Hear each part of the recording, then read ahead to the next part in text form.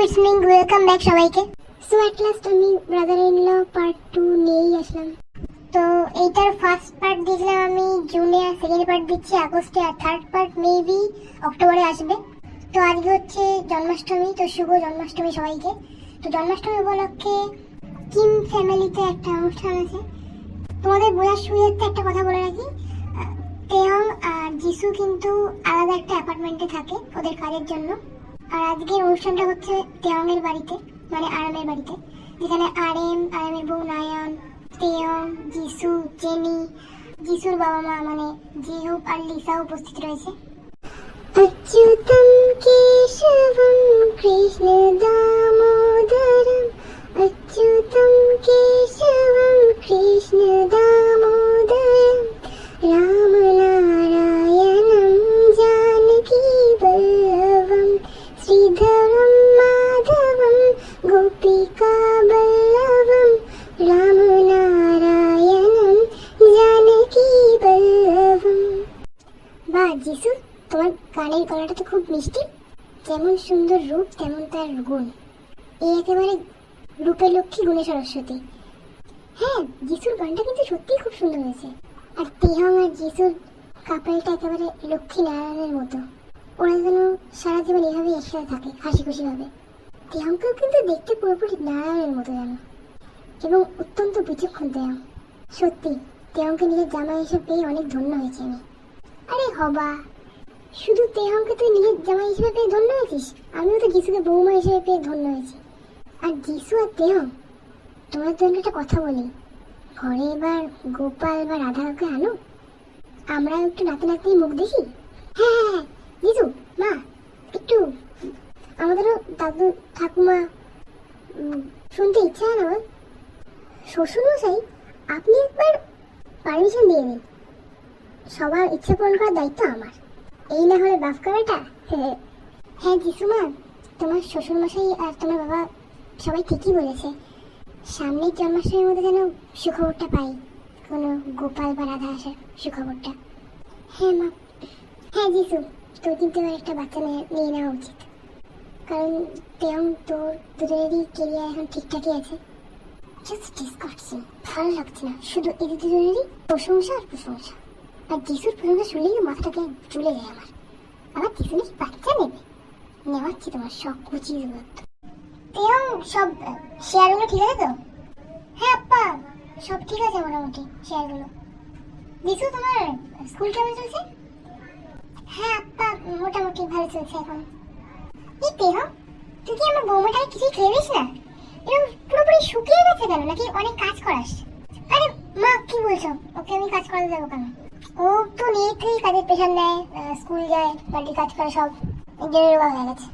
নাহলে আমি আবার যত্ন নিই না, আমি তো স্পেশাল যত্ন নিই।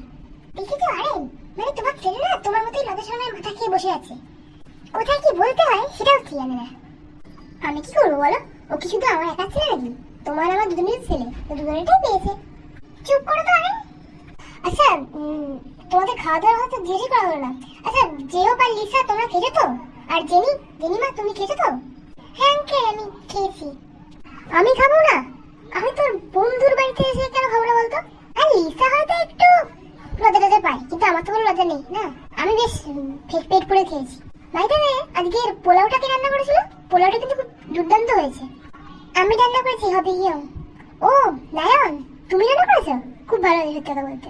আচ্ছা, আমার বউয়ের পোলাওয়ের রান্নাটা তো প্রশংসা করলি, বলতো পনিরটা কে রান্না করেছিল? কে জানে কে রান্না করেছিল? পনিরটা লিসা রান্না করেছিল, পনিরটাও ভালো হয়েছিল, সেটা বলে কিছু বললে না। পোলাওটার প্রশংসা করলি, পনিরটার প্রশংসা করলি না, মানে তুই হলে হবেই না। না, পনিরটাও খুব ভালো হয়েছিল। হ্যাঁ, তুমি তো এখন বলবে না, যখন বললো আরেম দাদা তখনই তো বললা। মানে নিজের বউয়ের প্রশংসা করতেই চাও না তুমি, না? এত সুখ, সবাই শুধু যিশু আর তেহমেরই সুনাম করছে। তোর সুখ তো সইবে না যিশু, তোর সংসারে সুছয় ঢুকে ফাল ভেবে দেবো এবার। দেখি তুই কি করতে পারিস। তোর সংসার ভাঙার দায়িত্ব আমার। জেনি, তুমি কিছু বললে? না তো আমি কিছু বলিনি আসলে। যাই হোক, এরপর সব ফ্যামিলিরা নিজেদের বাড়ি চলে গেল, সবাই সবার বাড়ি চলে গেল, মানে ফ্যামিলিদের পুরো ফেস্টিভ্যালটা এখানেই শেষ হলো। বাড়ি যাওয়ার পর হঠাৎ করে তেয়ং যিশুকে বলল, प्रेमिका ने प्यार से झूठ छू लिया तेरे वास्ते ये नीलम जैसा प्रेमिका को दिल से मानो प्यार को ही स्वर्ग जानो प्यार की संगीत में मोहिनी रागिनी। যিশুয়া, ও যিশুয়া, প্লিজ বাবা মা শ্বশুর শাশুড়ির ইচ্ছেটা পূরণ করে দিই না, গেটাজটা প্লিজ করে দিই প্লিজ। আচ্ছা আচ্ছা ঠিক আছে, ওকে, আমার কোনো প্রবলেম নেই। তারপর তেমন কিন্তু কিছু ধরনের টেম্পার করছিল, অনেক কেমিস্ট্রি বায়োলজি ফিজিক্স অনেক কিছু হয়ে গেল। তোমরা দেখে নাও, আমি অত বলতে পারছি না, যাই হোক।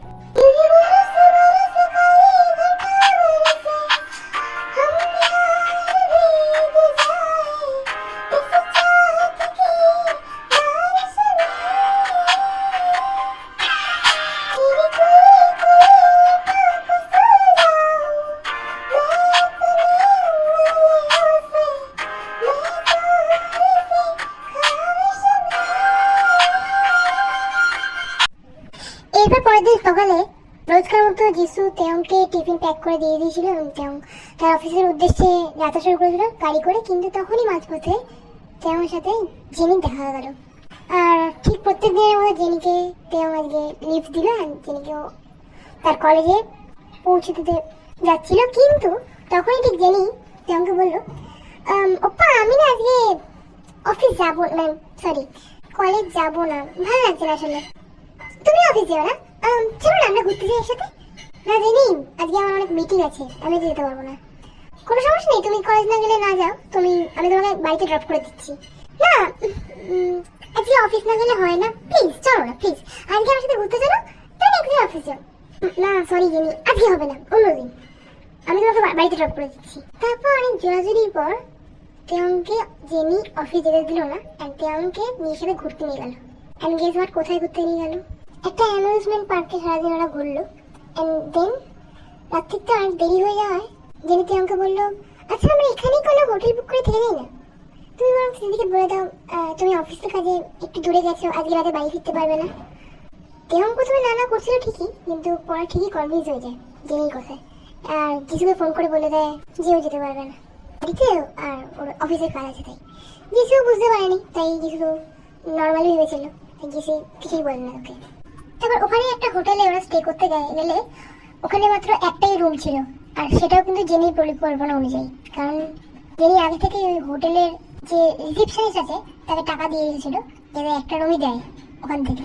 তখন তেমন বলছিল যে জেনি দেখো এখানে একটা রুমই আছে, আর একটা রুমে তুমি আর আমি কি করে থাকতে পারি, আমি বরং বাড়ি চলে গেলাম, তুমি আগের দিনটা এখানে স্টে করে যাও, আর আশা করি কোনো অসুবিধা হবে না, তুমি কালকে হয়তো ওখান থেকে চলে যেতে পারবে। না পাপ, একটা রাতে আমি একা থাকবো, যতই হোক প্লিজ থেকে না প্লিজ। দেখো জানি একটা করার মধ্যে তুমি আমি একসাথে থাকতে পারি না, কখনোই থাকতে পারি না। তেমন অনেকবার কিন্তু না করেছিল, কিন্তু লাস্টলি জেনে কনফিডেন্স করেই নিয়েছিল, ইমোশনাল ব্ল্যাকমেল করে। তারপর ওরা একটা রুমেই ছিল। জেনি রুমটা ঢোকার পর তেয়ংকে একটা জুস খেয়ে দিয়েছিল, আর ওই জুসের মধ্যে একটা ড্রাগ টাইপের মানে একটু অ্যালকোহল টাইপের মিশিয়ে দিয়েছিল।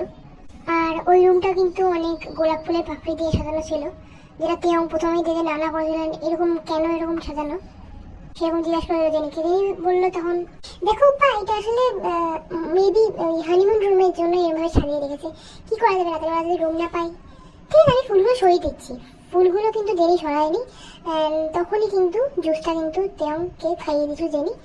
তারপর থেকে তেয়ংয়ের কিন্তু মাথাটা ঘুরছিল। জেনি কিন্তু আগে থেকে ওই ঘরে একটা মোবাইল ফোন বা ক্যামেরা সেট করে রেখেছিল।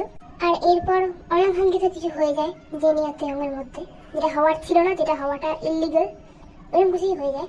তেয়ং অনেক নিজেকে চেষ্টা করেছিল কন্ট্রোল করার, কিন্তু ওই জুসটার মধ্যে এমন কিছু মেশানো ছিল যাতে নিজেকে কন্ট্রোল করা অতিরিক্ত রকমের দুষ্কর হয়ে পড়ছিল।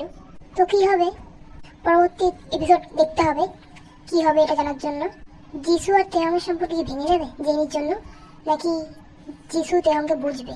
সবকিছুর উত্তর একটাই, নেক্সট ভিডিও। তো নেক্সট ভিডিওর জন্য অক্টোবর মধ্যে ওয়েট করতে হবে, আর আমার চ্যানেলকে সাবস্ক্রাইব করে রাখতে হবে। ভিডিওটা একটু হলেও ভালো লেগে থাকে তাহলে লাইক কমেন্ট শেয়ার করে দিও, আর সাবস্ক্রাইব করে দিও আমার চ্যানেলটাকে। Radhe Radhe, I per you.